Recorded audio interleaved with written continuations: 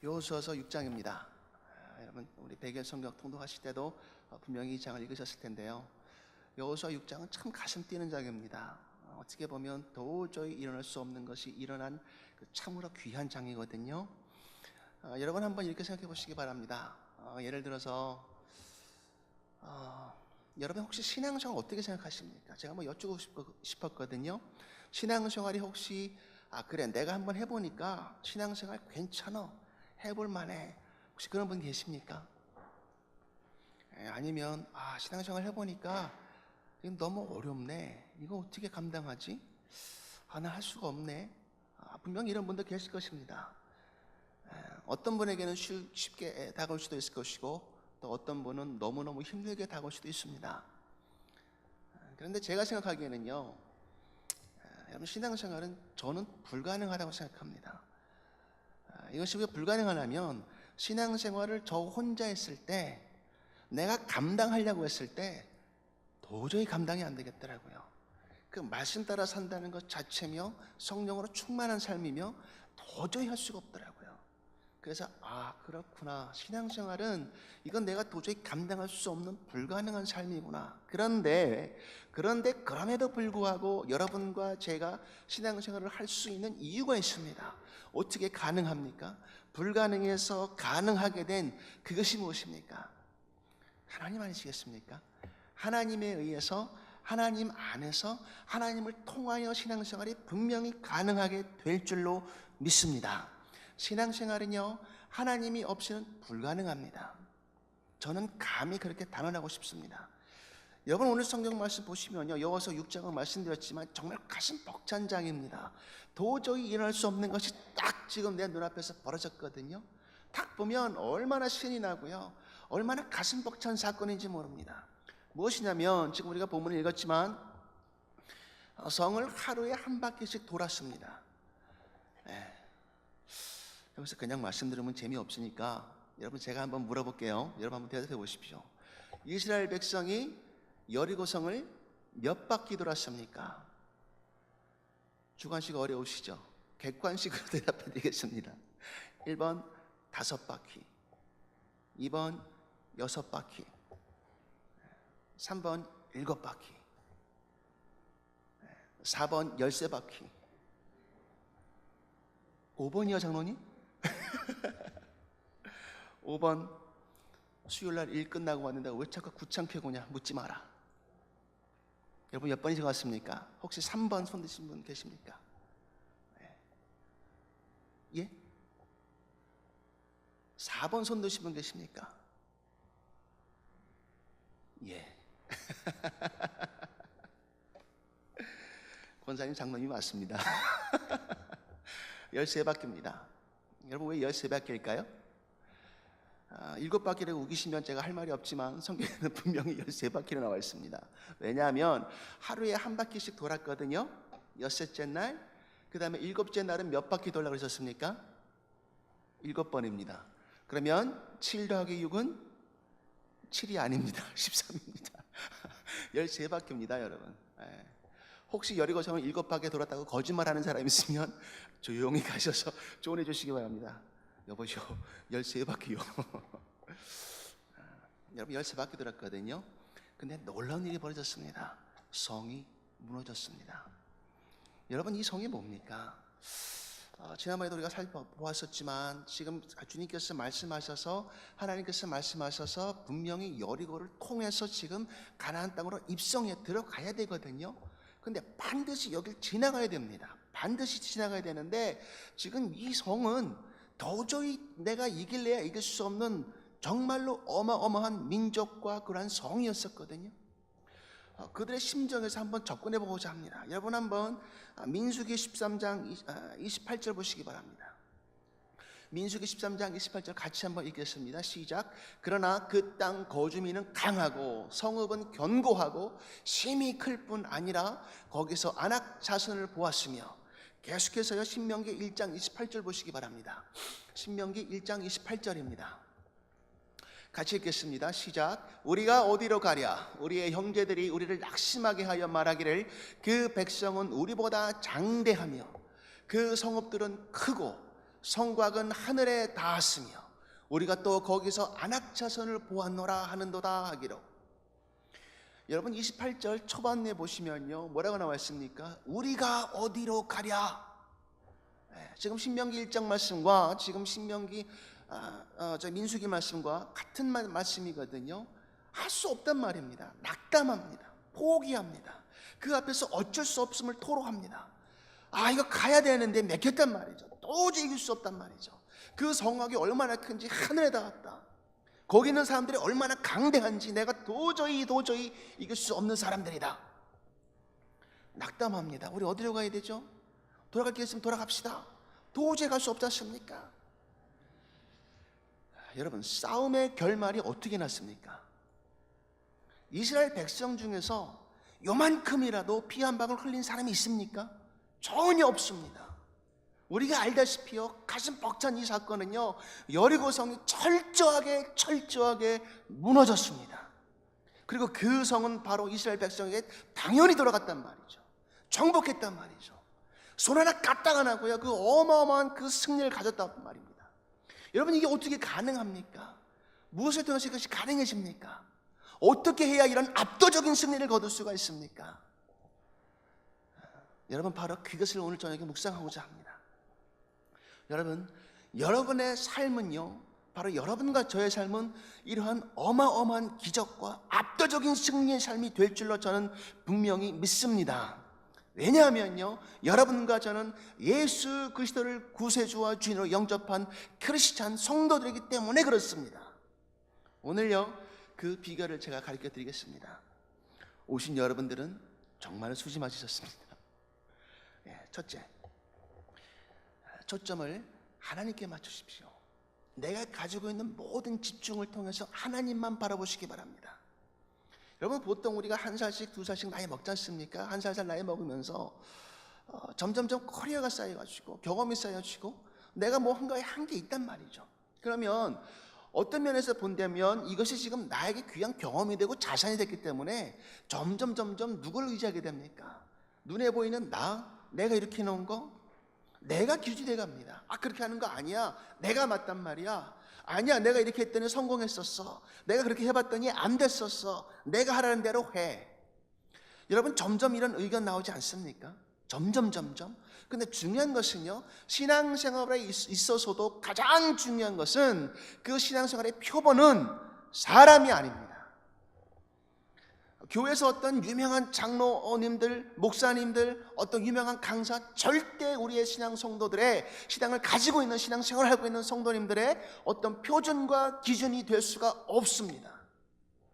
예를 들면 내가 누구 때문에 이 교회에 안 나와? 여러분 너무 많이 들리지 않습니까?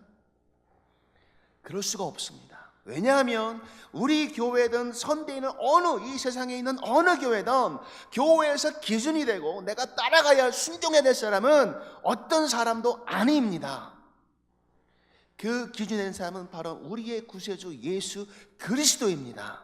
그분만이 나의 구세주이시고 그분만이 내 신앙의 모든 표준이 된단 말입니다. 그리고 그분은 그렇게 사시었습니다. 그렇다면 오늘 본문 말씀이 나왔을 때에 하나님께 어떻게 초점을 맞춥니까? 무엇으로 초점을 맞춥니까? 그 두 가지를 보여주셨습니다. 두 가지. 하나는 법궤입니다. 법궤. 지난번에도 우리가 법궤를 한번 묵상했었는데요. 여러분 법궤는 법궤 안에 몇 가지가 들었는지 혹시 기억하십니까? 법궤 안에 뭐가 들었었는지? 세 가지입니다. 하나는 두 돌판, 또 하나는 만나가 들어갔었던 항아리, 또 하나는 감사합니다 아론의 쌍난 지팡이. 그렇습니다. 바로 그렇습니다. 이 세 가지가 들었었거든요. 근데 여러분 이 세 가지를 묵상하지 않습니까? 참 재밌어요. 만나가 들어갔었던 항아리, 여러분 우리 잘 알지 않습니까? 40년 동안 살면서 정말로 걱정 안 하고 음식 걱정 안 하고 뭘 걱정 안 하고 살 수 있었던 그 원동력은 지금 여호수아가 가나안 시대에 들어와서 딱 끊겼지만 그 전까지는 하나님께서 하늘에서 What is this? 이게 뭐냐? 그 뭐냐라는 만나를 주셨잖아요. 이게 무슨 말입니까? 너희가 내 백성이라면 절대 내가 너를 버리지 않을 것이다. 내가 너를 먹여 살릴 것이다. 걱정하지 마. 네 인생 내가 책임져. 내가 함께 할 거야. 이 약속이 만나의 항아리란 말입니다. 또 하나, 두 돌판. 여러분, 돌판에 뭐가 들었었습니까? 뭘 새겼었습니까? 하나님께서 주신 말씀 아닙니까? 자, 그렇다면 이 말씀을 2016년 살고 있는 여러분과 저는요, 어떻게 이 돌판을 가질 수가 있습니까? 여러분의 바로 마음속에 여러분 말씀을 새기는 거 아니겠습니까? 예전에 구약시대에는요, 몸에 표징을 내서 할례 받았었잖아요. 근데 지금은 어떻게 합니까? 지금은 이제는 그 마음의 할례를 받고요, 이제는 내가 마음 가운데 그 성경 말씀을 가지고 하는 겁니다. 여러분의 마음 가운데는 분명히 말씀이신 예수 그리스도가 더불어 살고 있을 줄로 저는 분명히 믿습니다. 또 하나, 아론의 쌍난 지팡이. 여러분, 이거 참 재밌잖아요. 고라 자손과 해서 세 자손들이 아론과 모세에게 그 직분에 대해서, 그 대제사장직에 대해서 도전해 옵니다. 네가 뭔데? 내가 더 잘할 수 있어. 내가 할 거야. 내가 감당할 거야. 당신 나와, 비켜. 왜 당신이 해야 되지? 그 증거가 어디 있지? 누가 그렇게 얘기했지? 막 도전해 옵니다. 어떤 영적인 권위에 대해서 도전해 오고 있거든요. 자, 그때 하나님께서 말씀하신 게 있습니다. 내가 택한 아론과 모세다. 그럼 그 증거가 뭐냐? 각 부족에서 지팡이를 하나씩 갖고 와라. 여러분, 살아있는 나무가 아닙니다. 지팡이를 가지고 와라. 12개를 다 주고 왔습니다. 그러면 거기서 새 생명을 낳는 것이 그 지팡이의 주인이 내가 택한 대사장이고 내가 택한 그 종이다. 여러분, 누구의 지팡이에서 새 생명, 그 새싹이 나왔습니까? 아론이지 않습니까? 그러니까 분명한 대답이 되는 거란 말이죠. 아론이 내가 택한 대제사장이야. 저는요, 이 아론의 쌍난 지팡이를 묵상할 때마다 참 감사해요. 주님 참 오묘하시다. 어떻게 이렇게 영적으로 설명을 해주셨을까? 여러분, 그 지팡이는요, 뿌리를 내리고 있는 살아있는 그런 나무가 아니지 않습니까? 그냥 죽어있는 지팡이지 않습니까? 죽어있는 지팡이에서 새로운 싹이 났다는 것은 죽음에서 새로운 생명이 흘러나왔다는 말입니다. 여러분, 그 지팡이가 누굴까요? 저는 묵상할 때마다 이 지팡이, 이 죽은 지팡이가 바로 나의 영적인 상태 아니었을까? 죽어 마땅한 내가 아니었을까? 멸망받을 수밖에 없었던 나, 죽을 수밖에 없지만 그러나 그 죽음을 밖에 멸망받을 수밖에 없는 나에게 찾아오셔서 주님께서 이루신 그 십자가의 사건 때문에 내가 살아났고 새로운 영원한 생명을 가졌다. 여러분, 이게 복음 아닙니까?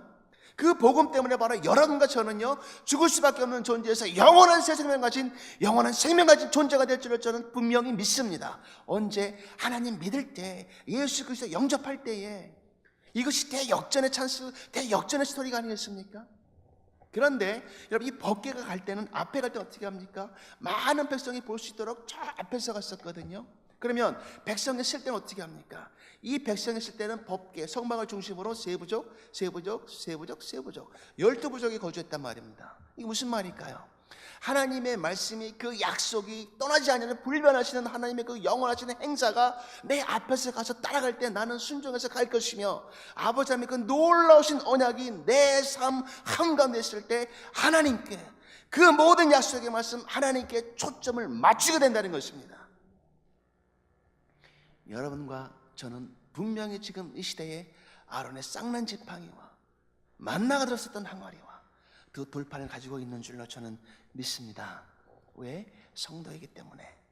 여러분, 또 하나 나팔입니다. 나팔을 막 불었거든요. 근데 여러분, 성경 보시면요, 이 나팔에 대해서 참 다양하게 나와요. 근데 가장 대표적인 게 있다면, 예를 들어서 지금 여호수아서처럼 막 행진을 할 때, 그 행진할 때 막 나팔을 붑니다. 또 이 나팔은 제사장만이 불 수 있었거든요. 이 제사장이 막 나팔 불면요, 성막으로 모이는 신호였습니다. 또 짐승을 드릴 때, 제사 드릴 때 그때도 나팔을 불었었습니다. 그 나팔이 참 다용도로 사용됐었거든요. 근데 저는 묵상할 때 참 중요한 걸 하나 발견했는데, 이 나팔이 또 하나 상징하는 것이 있습니다.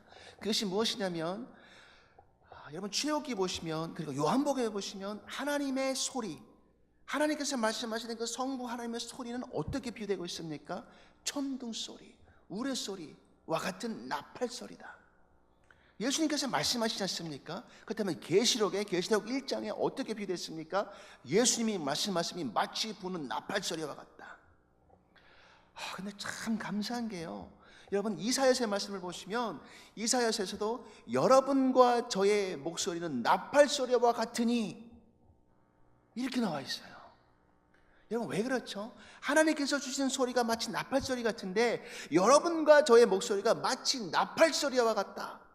저는 이것은요, 여러분과 제가 어떤 목적이 있다면, 어떤 비전을 가지고 사명감을 가지고 그 소명감을 달성해 나갈 때에 하나님께서 함께 하신 그 아름다운 복음의 선포가 이루어질 때 여러분의 목소리는 바로 하늘에 있는 고귀한 거룩한 그 나팔 소리가 될 줄로 저는 분명히 믿습니다.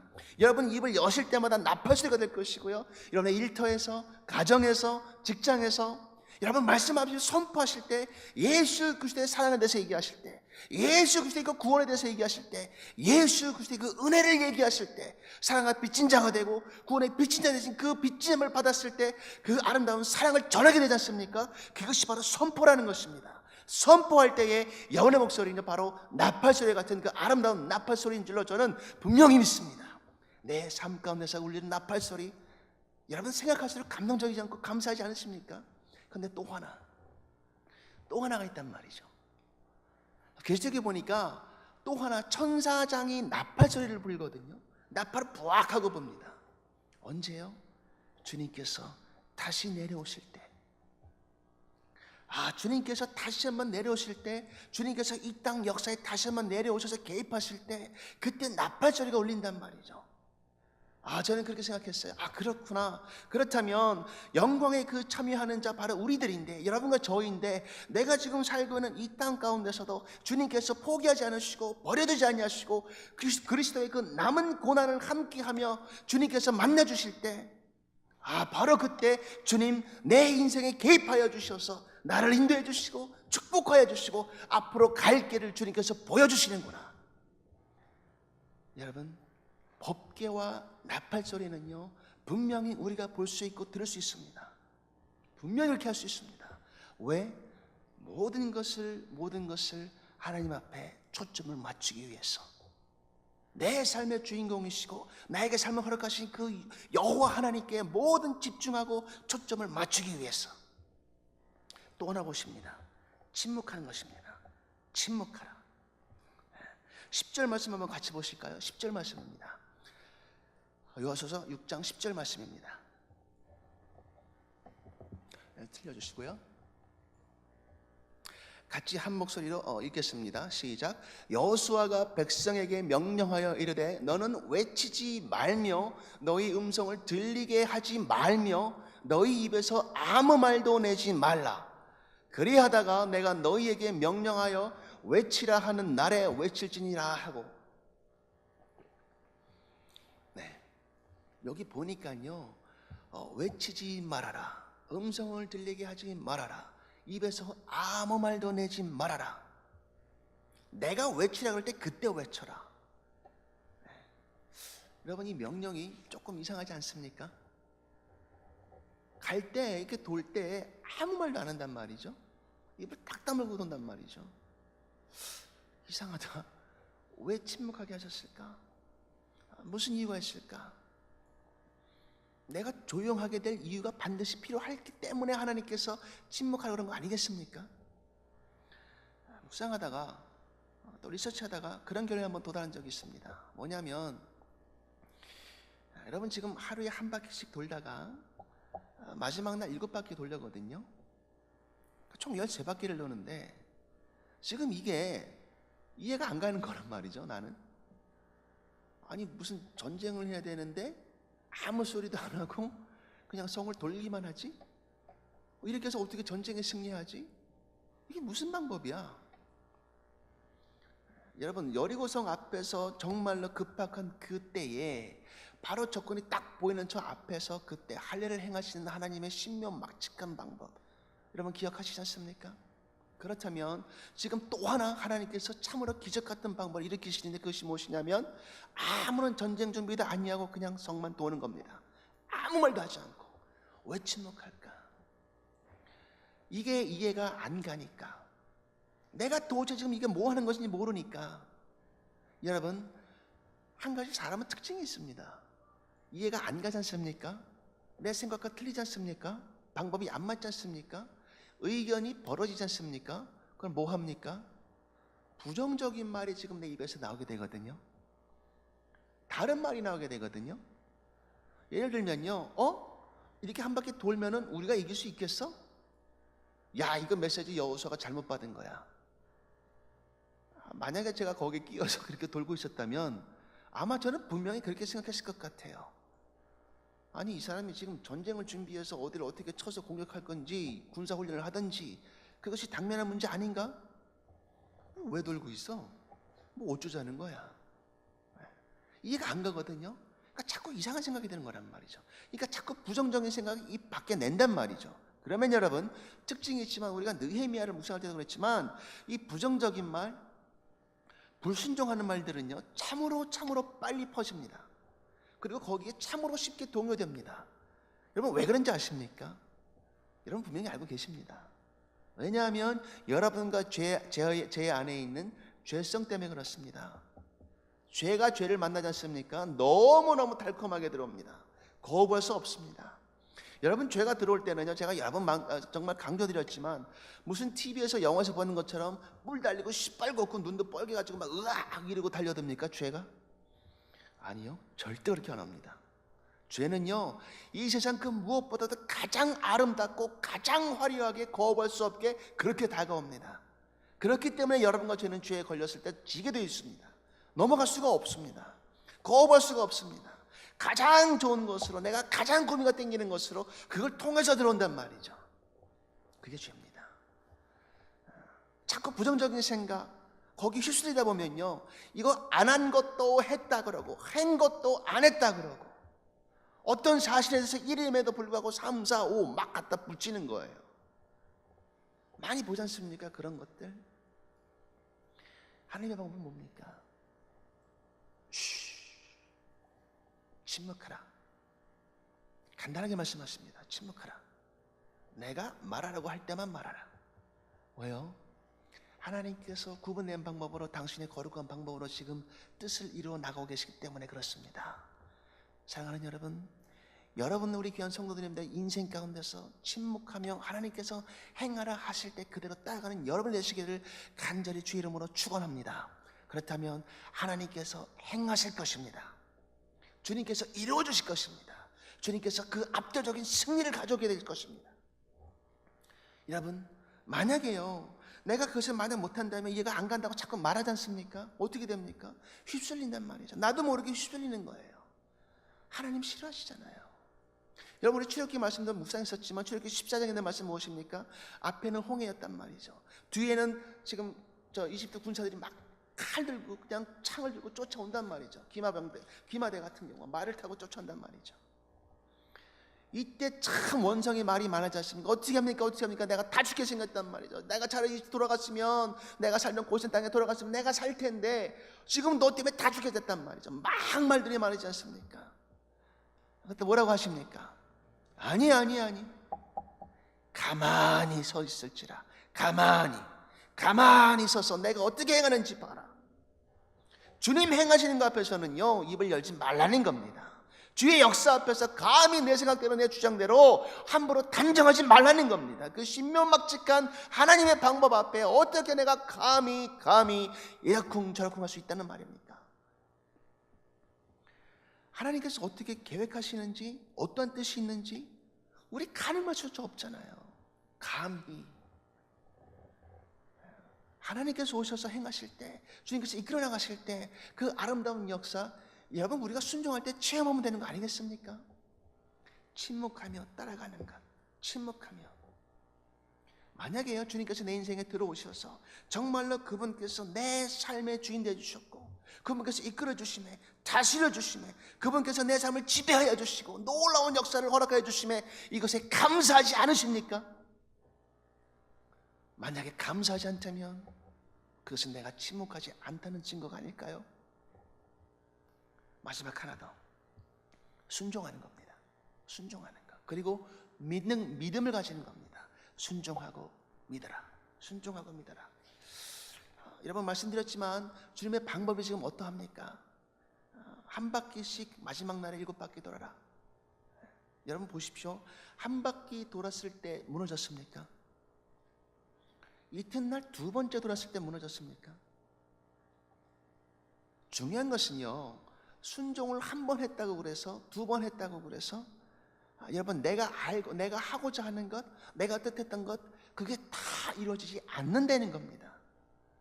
중요한 것은요, 지금 주님께서 말씀하셨을 때 아버지께서 말씀하신 그 말씀에 따라 내가 어떻게 합니까? 온전하게 이행한다면, 온전하게 끝까지 가는 겁니다. 끝까지 주님께서 됐다 하실 때까지, 주님께서 말씀하셔서 여기까지 해라면 그 끝까지, 열을 마셨으면 7, 8에서 그치는 것이 아니고 1, 2를 한 번, 두 번 해보고 그치는 것이 아니고 10까지 다 가는 거란 말입니다. 끝까지 이행하고 순종했을 때 그때 주님의 기적은 벌어지는 것입니다. 만약에 기도했는데도 이게 나아지지 않았습니까? 기도했는데도 내 환경이 나아지지 않았습니까? 그렇다면 여러분, 오히려 우리가 감사해야 될 그 찬스가 아닐까요? 어떻게? 아직 순종할 것이 남았기 때문에 더 감사의 제목거리가 아니겠습니까? 그것이 여러분, 만약에요 주님께서 순종해란다면요, 오히려 또 하나 감사할 제목이 있는데, 그것은 여러분과 저를 끝까지 지금까지 훈련시키시고 갈고 닦는 겁니다. 왜요? 언젠가는 주님께서 말씀하신, 허락하시고 계획하시고 섭리하신 그 때가 돼서 쓰시고자 하매, 내가 그 딸을, 내가 내 아들을 쓰시고자 하매 아직 안 됐기 때문에, 주님 보시기에 그 정도까지 안 찼기 때문에 계속해서 도전하시고 훈련받게 하시고 끌고 가주시고 밀어주시고 옆에서 동행해 주시고 순종을 원하시는 거 아니겠습니까? 왜? 쓰시고자 하니까. 귀한 내 아들이고 귀한 내 딸이니까 끝까지 포기하지 않으시고 그 자부심 놓지 아니하시는 하나님, 순종을 통해서 이루어져 가시는 하나님. 여러분, 말씀을 묵상하다가 한번 마가, 오늘 아침 새벽 기도 때도 마가 묵상했었는데요, 여러분 마가 한번 생각해 보십시오. 마가복음 14장에는 참 특이한 사건이 하나 기록되어 있습니다. 기억하시는 분들 계실 텐데요, 어떤 소동이 일어나서 제자 중에 한 명이, 젊은 청년 제자 한 명이 혼입을 두리고 막 쫓아가다가 같이, 너도 제자지, 너도 그 무리 중에 하나지 잡히니까 놀래서 그 혼입을 다 버리고 막 알몸으로 도망갔단 말이죠. 여러분, 어디 기록되어 있습니까? 마가입니다. 그 사람이 바로 마가란 말이죠. 마태와 누가와 요한은 그 사건 절대 기록하지 않았습니다. 근데 왜 마가만 그 사건을 기록했을까요? 그 창피한 사건을. 누구이기 때문에? 당사자이기 때문에 내가 부끄러운 일을 당한 것을 내가 당당히 쓸 수 있는 겁니다. 내 하여였기 때문에. 마가는요 그런 부끄러운 일을 당했었어요. 그게 무엇이냐면, 감난산에서 주님께서 기도하시고 마침에 로마 병사들이 와서 붙잡히셨단 말이죠. 근데 거기를 보고 제자들이 놀랐어요. 주님 붙잡히셨어, 일로 나와봐, 큰일 났어. 정말 지금 주님께서 좁혀가셔, 어떻게 하지? 막 소동이 일었거든요. 감남산에 따라가지 않았었던 마가는 자신의 집에서 자고 있다가 그 소식을 듣고 놀래서 이불째 들고 나와서 이게 어떻게 된 일이야? 어떻게 된 일입니까? 했었단 말이죠. 근데 거기서 있던 사람들이 또 와서 당신도 너도 한 패지 잡아 가려고 하니까 놀래서 그 잡힌 혼입을 버리고 도망갔단 말이죠. 알몸으로. 결정적인 실수입니다. 내가 주님 몰라요, 주님 몰라요, 돌아섰던 그 베드로와 마가 틀린 게 뭐가 있습니까? 똑같은 원인이거든요. 또 하나, 바울과 바나바가 1차 선교여행을 떠날 때요 안디옥을 가기로 했습니다. 그런데 안디옥을 가기 전에 구브로를 갔었거든요. 근데 구브로 섬은 마가의 고향이었습니다. 가니까 환대하죠. 많은 친척들이 잘 왔다, 마가 좋아해 주죠. 또 거기서 바울과 바나바가 놀라운 기적과 사건을 일으켰었거든요. 총독이 회개하고 예수를 영접하고, 안 믿던 이상한 제사장, 다른 종교의 제사장이 눈이 머는 소경이 되고 놀라운 역사가 벌어지니까 마가가 신이 났어요. 그래, 나도 따라가야지, 끝까지 같이 가야 되겠다. 근데 따라가고 싶었는데 다음 행선지가 어디였습니까?